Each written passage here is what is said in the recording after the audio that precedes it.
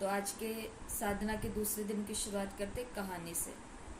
तो बताते हैं कि एक बार एक राजकुमार था। तो राजकुमार अपने कई सारे मित्रों के साथ में खेल रहा था, लुका छिपे का खेल खेल रहा था। ठीक है, आवाज आ रही है? हाँ माइक अभी बंद कर देंगे, माइक जब पूछेंगे तो ऑन करना, नहीं तो बंद। तो राजकुमार अपने कई सारे मित्रों के साथ खेल रहा था। तो उसके जो मित्र थे वो मित्र थे, कोई सेनापति का बच्चा था, कोई मंत्री का बच्चा था, कोई अन्य मित्र संबंधियों के बच्चे थे। तो ये सभी मिलकर के लुका छिपी का खेल खेल रहे थे। तो ये जो राजकुमार है ये सभी बच्चों को, अपने दोस्तों को ढूंढ रहा था। अचानक से किसी ने राजकुमार को कहा कि तुम उन्हें ढूंढ क्यों रहे हो। राजमैन आपका माइक बंद कर दो।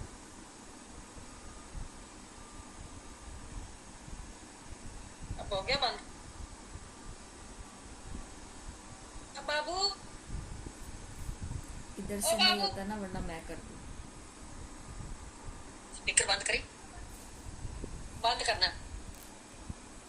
तो किसी ने उस राजकुमार को बोला कि तुम उन्हें ढूंढ क्यों रहे हो, अगर तुम आदेश करोगे तो तुम्हारे आदेश करने से ही वो आ जाएंगे बाहर। तो बात तो सही थी कि अगर राजकुमार आदेश करेगा तो उसके आदेश करने से ही उसको ढूंढना भी नहीं पड़ेगा और सब बाहर आ जाएंगे। लेकिन अगर राजकुमार आदेश करे और सब बाहर आ जाए तो फिर उसको लुका छिपी का खेल तो नहीं कहेंगे ना।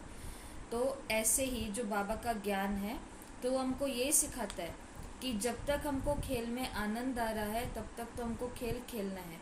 लेकिन जब हमको लगे कि अभी हमको ये खेल में आनंद नहीं आ रहा है तो उस समय हम इस खेल से डिटैच हो सकते हैं, या फिर जिसको कहते हैं कि हम अपनी सारी की सारी अटैचमेंट जो है वो ख़त्म कर सकते हैं, या पूरे के पूरे खेल को ही हम समाप्त कर सकते हैं हम चाहें तो। क्योंकि हम कौन है, राजा हैं, हम शासक हैं, हम रूलर हैं। तो आत्मा ही है, तो वो इस बेहद के नाटक के अंदर एक्ट कर रही है, ड्रामा प्ले कर रही है। तो खुशी से हम ये खेल खेल रहे हैं या दुख दुख में हम ये खेल खेल रहे हैं, तो ये दोनों बातें हमारे ऊपर ही है। लेकिन हम राजा हैं, जब तक हम ये खेल को चलाना चाहें तब तक हम इस खेल को चलाएं, नहीं तो जब हम चाहेंगे तब ये खेल बंद हो सकता है। तो ये किसके ऊपर है, हमारे ही ऊपर है। और दूसरा, इस खेल को आनंद के साथ खेलना है, खुशी से खेलना है, या रोते रोते दुखी होते होते खेलना है, ये भी किसके ऊपर है, राजा के ऊपर ही है, शासक रूलर के ऊपर ही है। तो कल हमने 4 बातें देखी थी, तो जिसमें से आपने तो बताया नहीं ज़्यादा कुछ खास, लेकिन यही 4 बातें आज भी चलेगी और यही 4 बातें 21 दिन तक चलेगी। बस विधि बदलती जाएगी। जैसे कल योग की एक विधि देखी थी, आज योग की दूसरी विधि देखेंगे।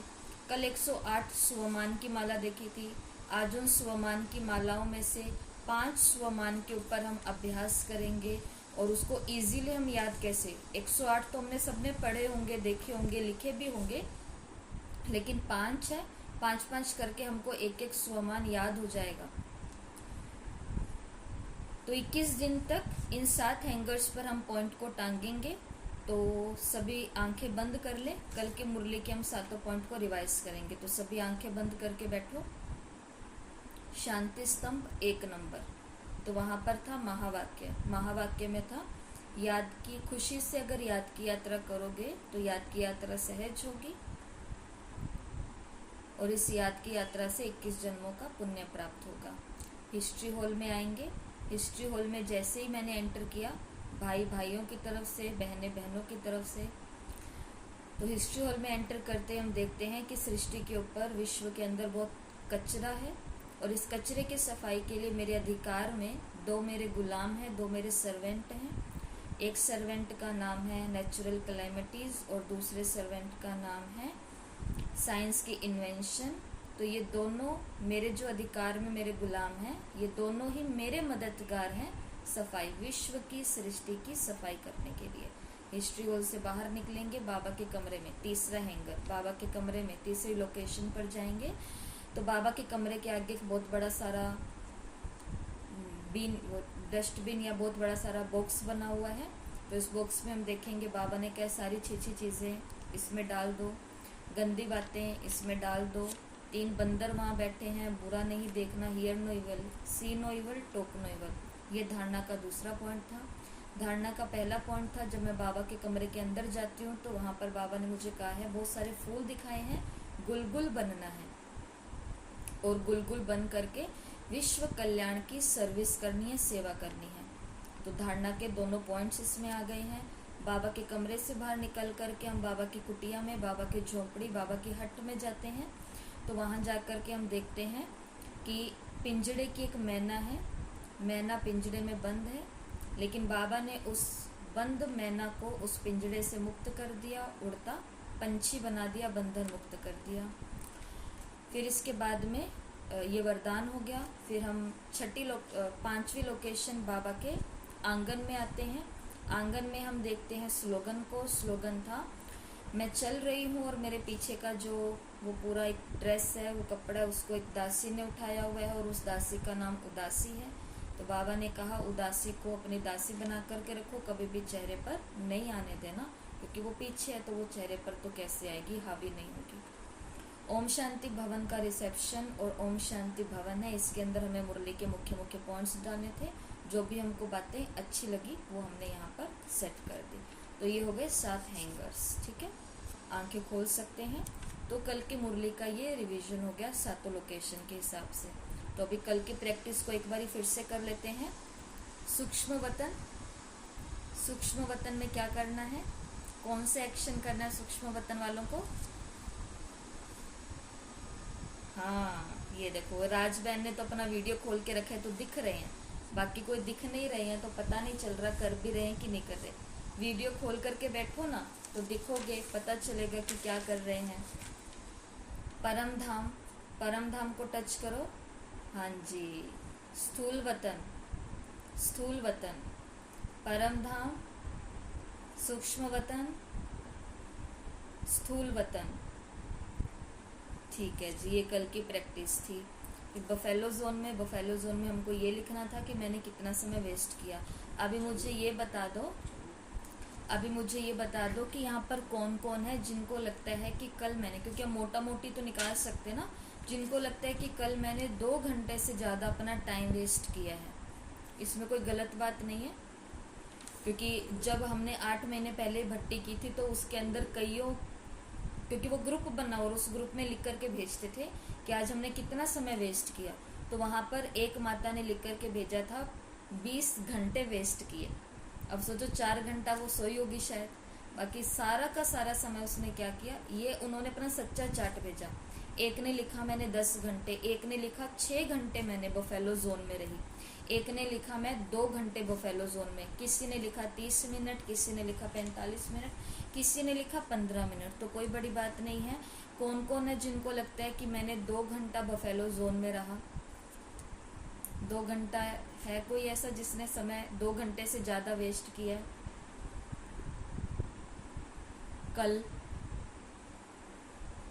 नहीं किया? तो अभी ध्यान से सुनना, जिन्होंने 2 घंटे से ज़्यादा अपना समय वेस्ट किया है उनके लिए पनिशमेंट है। पनिशमेंट, पनिशमेंट का मतलब सजा है। कैसी सजा? सेल्फ पनिशमेंट, खुद ही खुद को सजा देनी है। तो सजा 2, 3, 4 प्रकार की है, सभी ध्यान से सुनना। यही हमारी अब से सजाएं होंगी, पुरुषार्थ ना करने की पनिशमेंट है। तो जिन्होंने कल 2 घंटे से ज़्यादा अपना टाइम वेस्ट किया, वैसे तो देखो हमने परसों अव्यक्त बाप दादा मिलन किया है और उसमें बाबा ने कहा है कि हमारा एक एक सेकंड भी है तो वो भी बाबा ने कहा वर्षों के समान है। और ब्राह्मण जीवन का अगर 2 घंटा हमने वेस्ट किया तो मतलब हमने बहुत बहुत कुछ वेस्ट कर दिया, मतलब हमारा समय कहाँ जा रहा है फिर हमको पता है। तो इसके लिए इसकी पनिशमेंट है, पहला, जिन्होंने कल 2 घंटे से ज़्यादा अपना समय वेस्ट किया है वो आज या कल, क्योंकि हमारी तो क्लास दोपहर को चल रही है तो हमारा टाइम आज से कल दोपहर तक का हो जाता है 24 घंटे। तो उनको इन 24 घंटों के अंदर अपने एक लग्जरी को, एक सुख सुविधा को जिसको वो रोज़ यूज़ करते हैं उसको त्याग करना है, उससे आज वंचित रहना है। ठीक है, कोई भी एक ऐसी आदत होती है या कोई भी हमारे घर में ऐसी चीज़ होती है, लग्जरी होती है जिसका हम उपभोग करते हैं, यूज़ करते हैं, तो उसका हमको, जैसे किसी को आदत होती है बहुत ज़्यादा यूट्यूब चलाने की, किसी को आदत है सोशल मीडिया, किसी को आदत है कुछ ना कुछ न्यूज़ या ऐसा ऐसा कुछ ऑनलाइन शॉपिंग या जो भी हमारी लग्जरी की चीज़ें हैं उपभोग की हैं, या किसी को है मुझे यही पीना है, यही खाना है, तो या यही सोना है, या यही तकिया है, या जो भी है, तो ऐसे किसी भी चीज़ का हम उपभोग कर रहे हैं तो एक दिन के लिए उसका, क्योंकि हमने पनिशमेंट है ये। दूसरा ये पनिशमेंट है कि जिन्होंने 2 घंटे से ज़्यादा टाइम वेस्ट किया तो उनको लिखना है आज अपनी डायरी में, क्योंकि आपको कहा भी था ना कि इस पुरुषार्थ के लिए आप अपने पास अलग से डायरी लगा लो। तो उनको अपनी डायरी में लिखना है कि मेरा समय कहाँ और किस लिए वेस्ट हुआ है। आप अपनी डायरी बता नहीं सकते, परंतु लिख तो सकते हैं ना कि किन लोगों के साथ, किन बातों के साथ और अपने किस चीज़ के, किस आदत के अंदर मेरा टाइम वेस्ट हुआ है, तो वो आपको लिखना है।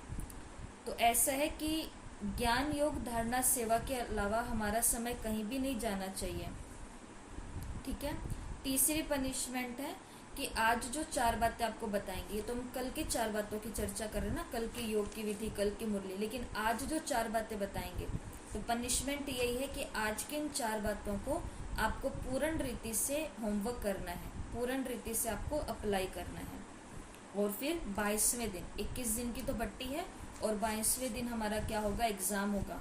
और एग्ज़ाम के लिए हमारा क्या टाइम आएगा, ये 21 दिन का अध्ययन ही काम आने वाला है, इसलिए कोई भी क्लास को मिस नहीं करना, कोई भी बात को छोड़ना नहीं। 22वें दिन इन्हीं बातों में से पेपर लिया जाएगा। तो आज की 4 बातें हैं, उसमें से पहला 4 बातों को शुरू करने से पहले एक यहाँ पर टेक्निक है, एक नया मेथड है, और उस मेथड का नाम है, एक पावरफुल मेथड है, इसका नाम है IWM। IWM मतलब इमेजिन विद मी। इस पूरी मुरली को समझना नहीं है। आज की जो मुरली है अव्यक्त मुरली, आज की तो मुरली अव्यक्त आ गई, वरना साकार मुरलियों का ये चल रहा है, पर आज हमारा संडे है तो अव्यक्त मुरली गई है ना। तो ये जो सारी मुरली है आज की अव्यक्त मुरली, जिसको भी हम स्टडी करेंगे, तो इस पूरी मुरली को समझना नहीं है, ठीक है। IWM जो मेथड है, इसका मतलब है इमेजिन विद मी। सिर्फ कल्पना करनी है, सिर्फ मूवी बनानी है, पिक्चर बनानी है, वीडियो बनानी है। मुरली को समझना हमारा लक्ष्य नहीं है, मुरली को देखना हमारा लक्ष्य है। तो इसके अंदर 3 बातों का ध्यान रखेंगे। तो जो लिख रहे हैं वो ध्यान से ये तीनों बातें लिख लो। IWM में 3 बातें लिख लो। पहली बात, मुरली को देखने का मतलब है मैं कर रहा हूँ। पहली बात, मैं कर रहा हूँ। दूसरी बात, मेरे साथ हो रहा है। और तीसरी बात, मैं इसे होता हुआ देख रहा हूँ, मतलब मेरे सामने हो रहा है। मैं ये कर रहा हूँ,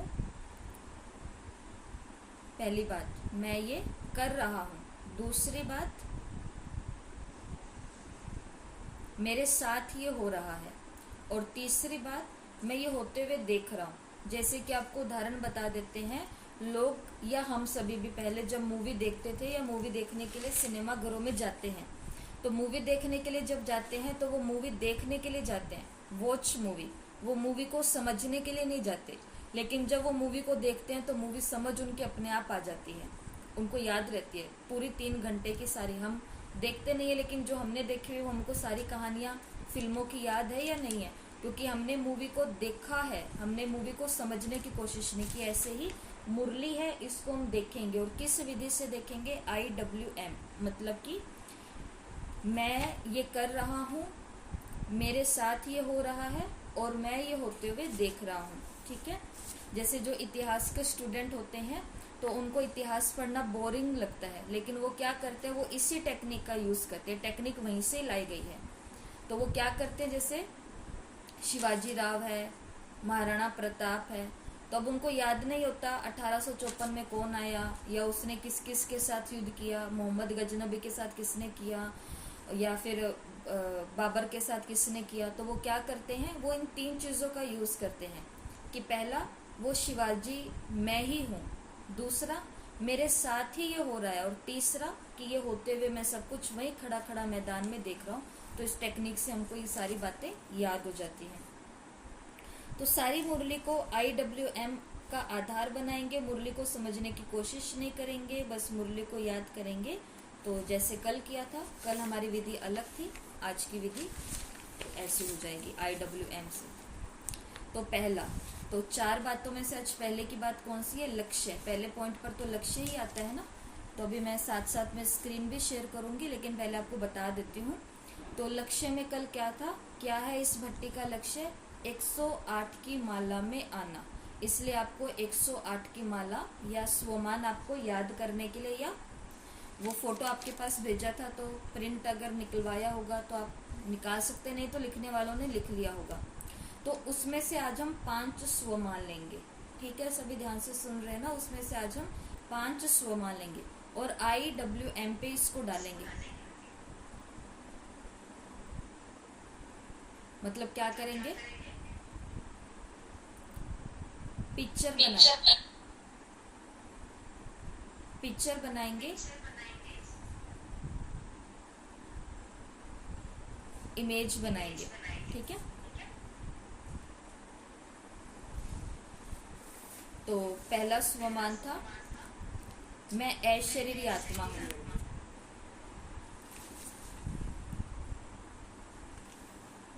पहला स्वमान था मैं अशरीरी आत्मा हूं। ठीक है, तो अशरीरी आत्मा की, एक मिनट लेफ्ट ही कर दो, नहीं लो दो मना मैं करूं।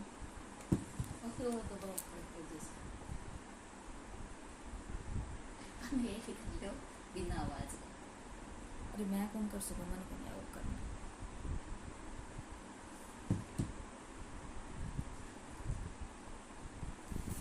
तो मैं अशरीरी आत्मा हूं। अब अशरीरी आत्मा हूं, इसकी फोटो कैसे निकालेंगे? अशरीरी आत्मा हूं, इसकी हम पिक्चर कैसे बनाएंगे? तो ये स्वमान को याद करने की विधि बहुत आसान है। अशरीरी आत्मा मतलब कि देखो, सबसे पहला तो हमारे सामने उदाहरण हमारे ब्रह्मा बाबा है। जब हम ब्रह्मा बाबा का फोटो देखेंगे तो हमको याद आ जाएगा कि ब्रह्मा बाबा भी कहाँ बैठे हैं? अव्यक्त वतन में बैठे हैं, अशरीरी अवस्था में बैठे हैं। शरीर है लेकिन हड्डी मांस का शरीर नहीं है। दूसरी बात, मैं अशरीरी आत्मा हूँ। यहाँ पर आप देख सकते हो कि एक टिमटिमाती हुई बिंदी है, और जो भी हम इमेज बनाएंगे, जो भी हम पिक्चर बनाएंगे, देखो ये जो हमारा दिमाग है, ये जो हमारा ब्रेन है, तो ऐसा मनोवैज्ञानिक कहते हैं कि हमारा ब्रेन जो है वो शब्दों को याद नहीं रखता है, वो पिक्चर को याद रखता है। तभी तो हमको पूरी की पूरी मूवी याद हो जाती है। कारण उसका ये है कि वहां पर वो मूवी चल रही है, पिक्चर्स चल रही है ना, इमेज जो है वो चल रही है उसके अंदर। इसलिए हमको वो सारी की सारी सिनेमा की मूवी है वो याद हो जाती है, क्योंकि हमारा ब्रेन है वो पिक्चर की भाषा समझता है, शब्दों की भाषा नहीं समझता। तो मैं अशरीरी आत्मा हूँ, ये स्वमान याद करने के लिए क्या करना पड़ेगा? बिंदी है आत्मा, लेकिन आत्मा के अंदर रंग भर दो। लाल रंग की मैं आत्मा हूँ, अशरीरी हूँ, या फिर रंग बिरंगी हूँ, 7 रंग की किरणें मेरे अंदर है। तो ये पहला स्वमान, मैं अशरीरी आत्मा हूँ। दूसरा स्वमान था मैं अखंड महादानी हूँ। अभी आप आंख बंद करो, सभी जने जो सुन रहे हैं आंख बंद करो, और अब आप खुद इसकी फोटो निकालो। मैं पहले तो फोटो निकालो, मैं दानी हूँ। ठीक है, स्वमान तो है मैं अखंड महादानी हूँ, लेकिन पहले इसको स्थूल रीति से समझो। मैं दानी हूँ, फोटो निकल रही है आपसे, दानी हूँ मतलब किसी को कोई चीज आप दे रहे हो। अभी देखो, मैं अखंड महादानी हूँ। अखंड महादानी हूँ कि मतलब निरंतर ही मैं अपने हाथ से देता ही जा रहा हूँ, देता ही जा रहा हूँ। क्या दे रहा हूँ? अभी आप आंखें खोल सकते हैं, तो सभी के आगे फोटो बन गई होगी कि आप खड़े हैं, आपके सामने कोई और खड़ा, और आप उनको दान कर रहे हैं। क्या क्या दान करना है, क्या क्या दान कर सकते हैं? तो यहाँ पर हम देख सकते हैं कि फोटो आप निकालो, अपनी खुद की फोटो निकालो कि मैं किसी को टोली दे रहा हूँ, मतलब मैं किसी को टोली दे रही हूँ, किसी को धन दे रही हूँ, किसी को डायरी दे रही हूँ, बुक दे रही हूँ, भोजन दे रही हूँ, फ्रूट्स दे रही हूँ। ठीक है, ऐसे आप खुद की तस्वीर निकालो। और ये भी एक पनिशमेंट हो सकती है कि जो आपकी अलमारी में सबसे अच्छी साड़ी है, सबसे अच्छी ड्रेस है, सबसे अच्छी आपकी चीज़ है, जो आप चाहते हो कि बस ये तो मेरे को किसी को नहीं देनी, तो ये भी एक पनिशमेंट हो सकती है कि वो ही चीज़ निकाल करके आपको किसी को देनी है। तो फिर पुरुषार्थ अपने आप हो जाएगा। जिस दिन पुरुषार्थ नहीं करना और मेरे को मेरी अलमारी की सबसे अच्छी चीज़ किसी को देनी है, तो अखंड महादानी का मतलब है कि दान करना और दान करते ही जाना। जैसे हमारे यज्ञ का नियम होता है, यज्ञ में तो जैसे बड़े बड़े सेंटर्स होते हैं या फिर मधुबन घर होता है और बहुत बड़े सेंटर होते हैं। तो बड़े सेंटरों पर बहुत सारे माताएं बहनें आते हैं, भाई आते हैं, और कई कुमार भी वहाँ रह रहे होते हैं। और कई माताएं ऐसी सहयोगी सेवादारी होती है तो जो कि बहुत साधारण होते हैं लेकिन समर्पित बुद्धि होते हैं। तो वो क्या करते हैं, साल में एक बारी जो भी भाई बहनें माताएं होते हैं वो अपने घर के एकदम बुरी चीज़ें नहीं लेकिन अच्छे जो कपड़े, जो भाइयों के चोले पजामे कुर्ता वगैरह ऐसा सब चीज़ें होती है तो वो निमित्त आत्माओं को दान कर देते हैं ताकि वो कहीं ना कहीं पर इसको सफल कर देंगे। ऐसा होता है बड़े बड़े सेंटर्स पर, बड़े बड़े स्थानों पर। तो ये भी क्या है, अखंड महादानी है। तो ये भी हमें अपने आप का स्वमान याद रखना है। दूसरा, तीसरा स्वमान था मैं अथक सेवाधारी हूँ। अब इसकी फोटो कैसे निकालोगे, अथक सेवाधारी हूँ। पहले इसको स्थूल रीति से समझो कि मैं अथक हूँ। अथक का मतलब बिना थके जो कोई काम करे, जैसे कोई पहाड़ पर चढ़ रहा है तो बिना थके उसको पता है मेरे को इतना किलोमीटर पूरा करना है, लक्ष्य को प्राप्त करना है, तो बिना थके वो पहाड़ को चढ़ रहा है। एक रेस में भाग ले रहा है, उसको पता है मुझे उस लक्ष्य को प्राप्त करना है, तो वो बिना थके भागता जा रहा है। आपके सामने फोटो आ रही है ना, ऐसे ही अथक सेवादारी कोई ऐसी माता जो सुबह से लेकर के रात तक, कभी रसोई में, कभी घर में, कभी ऊपर, कभी नीचे, कभी सेंटर पर, कभी कहाँ कभी कहाँ, निरंतर वो सेवाएं अपनी दे रही है अथक होकर के। तो ये एक पिक्चर है, मैं अथक सेवाधारी हूँ। ऐसे अपनी पिक्चर बनाओ। तो 3 स्वमान याद हो गए। मैं ऐशरीरी हूँ, मैं अखंड महादानी हूँ, और तीसरा है मैं अथक सेवाधारी हूँ। चौथा था मैं अंतर्मुखी हूँ। अंतर्मुखी के अंदर हम किसकी फोटो निकालेंगे, अंतर्मुखी के अंदर जैसे कि गौतम बुद्ध, महावीर, या कोई एक योगी है जो कि एकदम योग में बैठा है। और अंतर्मुखी, अंतर्मुखी का मतलब उसका सारा ध्यान सिर्फ और सिर्फ अपने भीतर में है, बाहर के जगत में नहीं है। तो ये पिक्चर याद रहेगा कि एक योगी है तो आपको याद आ जाएगा अंतर्मुखी। और एक स्वमान था दूसरे नंबर का, वो था मैं अकाल तख्त नशीन हूँ। तो मैं अकाल तख्त नशीन हूँ, उसकी क्या पिक्चर बनाएंगे। तो जिन्होंने पंजाब में, अमृतसर में वो अकाल तख्त देखा हुआ है तो उनको वो वाली पिक्चर याद आएगी, तो उनको याद आ जाएगा। जैसे भी मैं आपके साथ में स्क्रीन शेयर कर रही हूँ, तो अभी स्क्रीन पर आप देखते जाएंगे तो आपको ये सारी पिक्चर आ जाएंगी। ये देखो, ये जो पिक्चर है ये है अखंड महादानी, कि मुझे निरंतर ही अपने हाथों से दान करते जाना है। ये पिक्चर है मैं अथक सेवाधारी हूँ। तो जब हम ऐसे को देखेंगे तो हमको याद आएगा कि मैं अथक हूँ, निरंतर हूँ। ये है मैं अंतर्मुखी हूँ, मैं अंतर्मुखी हूँ। तो जब ऐसी पिक्चर ब्रेन में, जब ये पिक्चरें सेट हो जाएंगी तो हमको स्वमान अपने आप याद हो जाएंगे। और ये है अमृतसर का अकाल तख्त। तो जब ये अकाल तख्त याद आएगा तो हमें स्मृति आएगी कि मैं अकाल तख्त नशीन आत्मा हूँ। ठीक है, तो ऐसे ये 5 स्वमान। अब फटाफट से सुना दो, कौन 5 स्वमान सुनाएगा, फिर आगे बढ़ते हैं। 5 स्वमान कौन सुनाएगा, कुसुम बहन, कमलेश बहन, राज बहन, माइक माइक माइक माइक, सीख जाओगे धीरे। हाँ ये देखो, अब बोलो। मैं अष्टभुजाधारी आत्मा हूँ। अभी जो 5 याद कराए, आप तो हो ही अष्टभुजाधारी आत्मा। सारी माताएं अष्टभुजाधारी हैं, तभी दीपावली भी कर रही हैं, सफाइयाँ, मुरली भी कर रही हैं, क्लास भी कर रही हैं। अभी क्या बताए 5? मैं अशरीरी आत्मा हूँ। हाँ जी, मैं अकाल मूर्त हूँ। हाँ जी,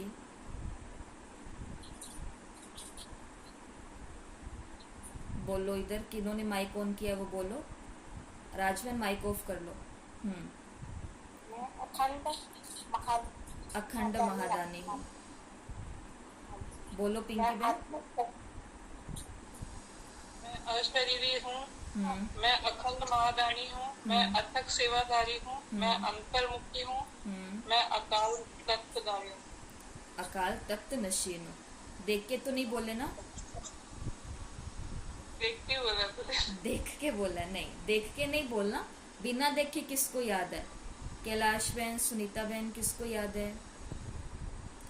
मतलब ये आपसे क्यों पूछ रहे हैं, ताकि आपके ब्रेन के अंदर इनकी पिक्चर छप जाए।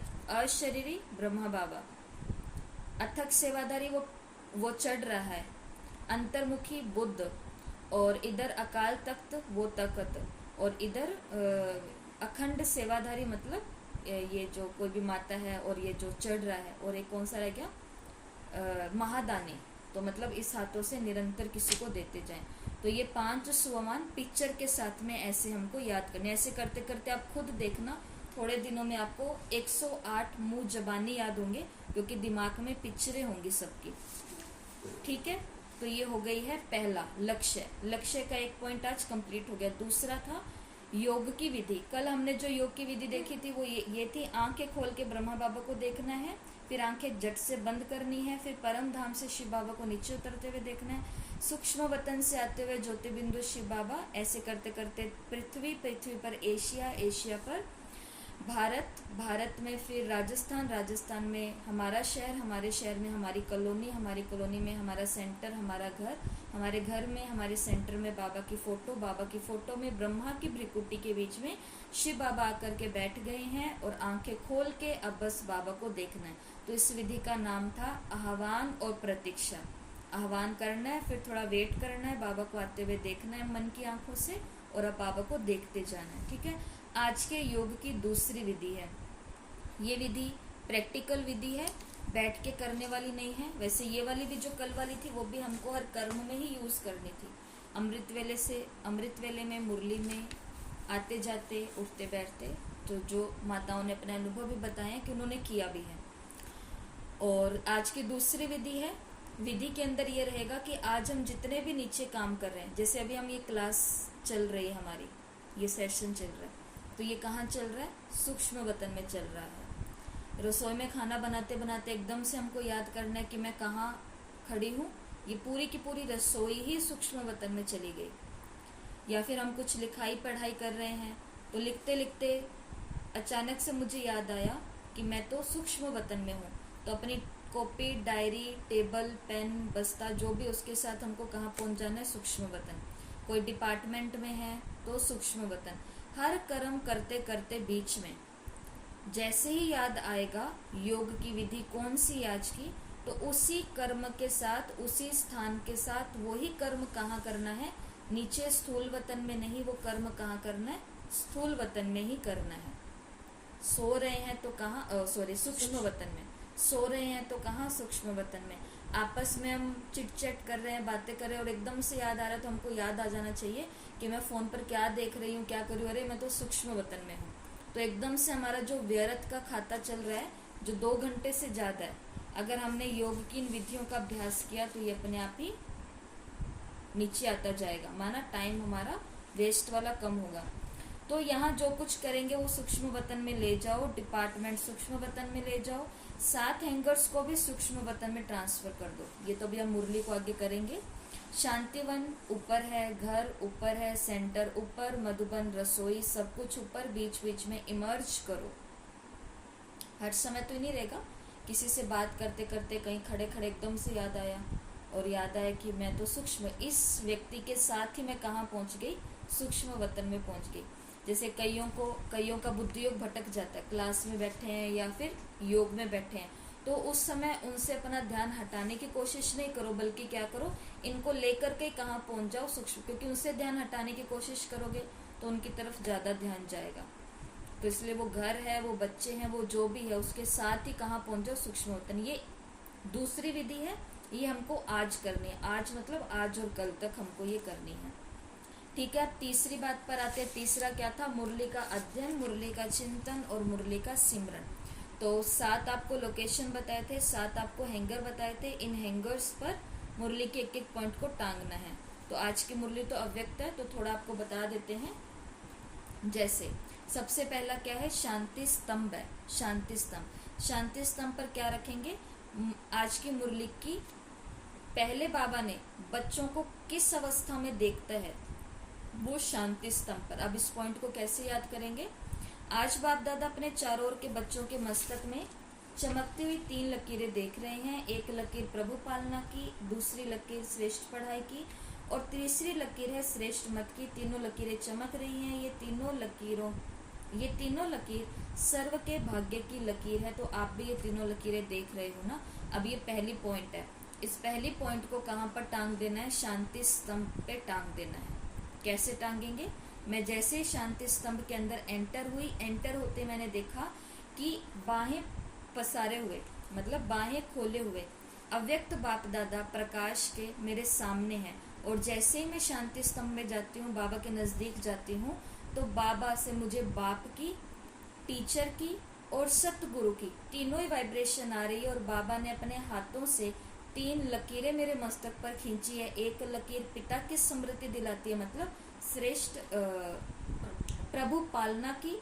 दूसरी लकीर मुझे टीचर की याद दिलाती है, श्रेष्ठ पढ़ाई की। और तीसरी लकीर मुझे याद दिलाती है श्रेष्ठ मत की।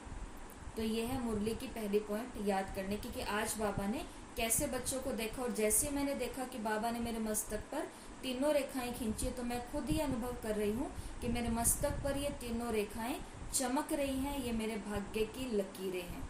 ये हो गया शांति स्तंभ। तो सबको याद रहेगा, जैसे ही अंदर गई बाबा सामने खड़े हैं। बाबा के अंदर से मुझे तीनों रूप दिखाई दे रहे हैं। बाबा ने अपने हाथों से तीनों लकीरें मेरे मस्तक पर लगाई, पालना की, पढ़ाई की और मत की। और तीनों ही लकीरें ये जो है वो चमक रही है। मैं इनकी चमक को देख रही हूँ। और ये तीनों ही लकीरें मेरे भाग्य की लकीरें हैं। ये हो गए शांति स्तंभ। दूसरी लोकेशन थी हिस्ट्री हॉल। हिस्ट्री हॉल में जैसे जाते हैं तो वहां पर क्या दिखाई देता है? अब इस पॉइंट को याद करते हैं। द्वापर के आदि की महान आत्माएं और समय प्रति समय आए हुए धर्म पिताएं भी पवित्र होली बने। लेकिन आपकी पवित्रता सबसे श्रेष्ठ भी और न्यारी भी है। कोई भी सारे कल्प में चाहे महात्मा, चाहे धर्म आत्मा, चाहे धर्म पिता है, लेकिन आपकी आत्मा भी पवित्र, शरीर भी पवित्र, प्रकृति भी सत्व प्रधान पवित्र। ऐसा होलिएस्ट कोई ना बना है ना बन सकता है। तो अपना भविष्य रूप सामने लाओ। तो जैसे हिस्ट्री हॉल के अंदर हमने एंटर किया, एंटर करते हमको क्या दिखाई देता है कि मोहम्मद साहब, इब्राहिम, गौतम बुद्ध, महावीर, गुरु नानक देव, क्राइस्ट, मूसा, ये सब के सब जितने भी धर्म पिताएं हैं, इस धरती की सबसे पवित्र आत्माएं, जिनके लिए बाबा ने भी बोला कि संसार की महान आत्माएं, पवित्र आत्माएं, होली आत्माएं हैं। तो ये सभी हिस्ट्री हॉल में बाबा के चित्र के सामने खड़ी हैं। तो मैं देख रही हूँ कि ये धर्म पिताएं हैं, ये महान आत्माएं हैं, ये धर्म आत्माएं हैं। और ये कितने पवित्र और कितने महान हैं। लेकिन बाबा मेरी तरफ इशारा कर रहे हैं कि बच्चे, आपका जो भविष्य रूप है, और सामने मुझे क्या दिखाई देता है? चतुर्भुज विष्णु, मेरा ही भविष्य का रूप। चतुर्भुज विष्णु को भी मैं देखती हूँ, इनको भी देख रही हूँ, और चतुर्भुज विष्णु को भी देख रही हूँ। और उसको देखते हुए मुझे बाबा के ये महावाक्य याद आते हैं कि बच्चे, आपका शरीर भी पवित्र, आपकी आत्मा भी पवित्र, और जिस समय में ये चतुर्भुज विष्णु होगा तो वो समय भी कैसा होगा? प्रकृति भी सतो प्रधान होगी। तो बाबा ने कहा अपना ये स्वरूप दिखाई दे रहा है ना। तो ये है हिस्ट्री हॉल की दूसरी पॉइंट। पहली पॉइंट क्या थी शांति स्तंभ की? जल्दी से सुनाओ। शांति स्तंभ पे जाते क्या दिखाई देता है?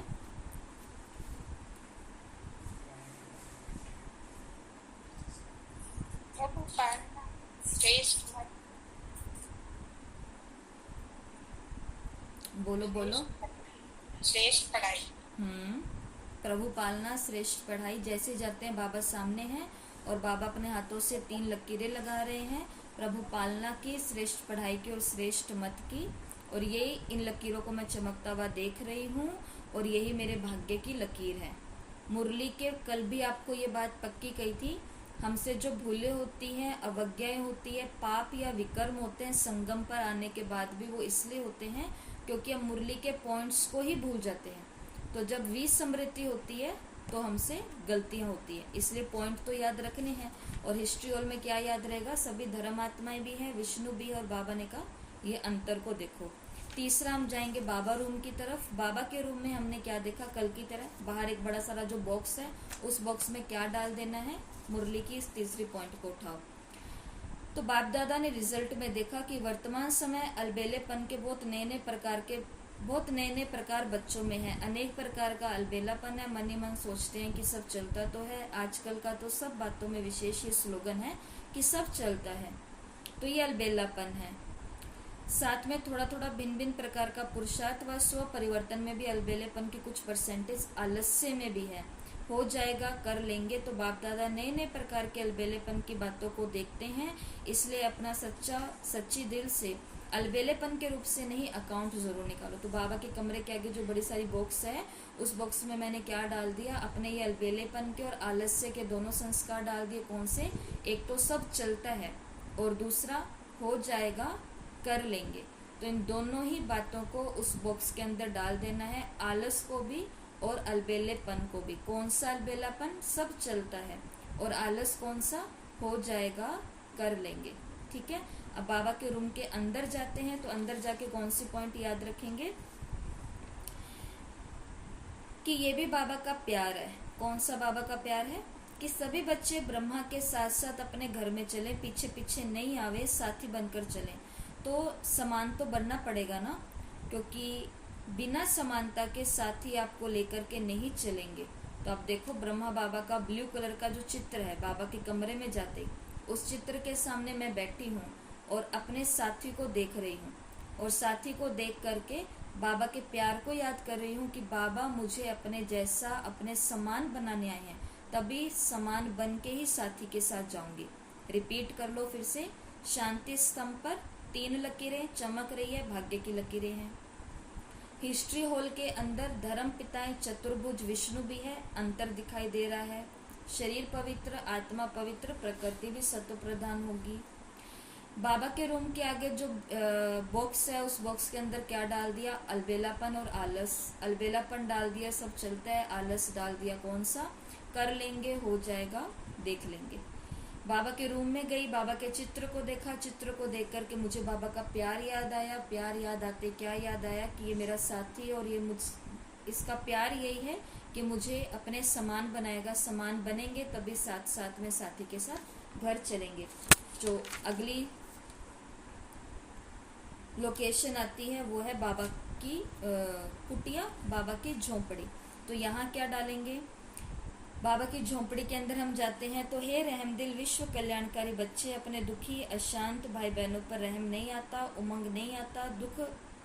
दुख में संसार को सुखी बनाने का क्या आपको उमंग नहीं आता? दुख देखना चाहते हो, दूसरों का दुख देख करके आपको रहम नहीं आता कि हमारे ही भाई हैं, अपनी बहनें हैं, तो क्या इनका दुख देखना अच्छा लगता है? अपना दयालु कृपालु स्वरूप इमर्ज करो। तो बाबा की झोंपड़ी में जब हम जाते हैं तो वही हमको दिखाई देना चाहिए, जैसे बाबा का जो स्वरूप था। बाबा झोंपड़ी में क्या करते थे? पत्र व्यवहार करते थे। जिन भी बच्चों के खत बाबा के पास आए होते थे, उन खत के अंदर क्या होता था? उलझने होती थी, दुख की या अशांति की या कोई ना कोई उलझनों की बातें होती थी। और बाबा वहाँ पे बैठ के क्या करते थे? अपना दयालु कृपालु स्वरूप इमर्ज करते थे, और पत्रों में सभी को स्वमान याद दिलाते थे, समाधान देते थे। तो बस बाबा की झोंपड़ी में जाके मुझे भी ये अनुभव करना है कि बाबा मुझे कह रहे हैं, हे रहमदिल, अपने भाई बहनों के ऊपर रहम करो, दुखी अशांत आत्माओं को या दुख में संसार को सुख में बनाओ। तो ऐसे करके आपको ये पॉइंट याद रहेगी। इसके बाद हम आते हैं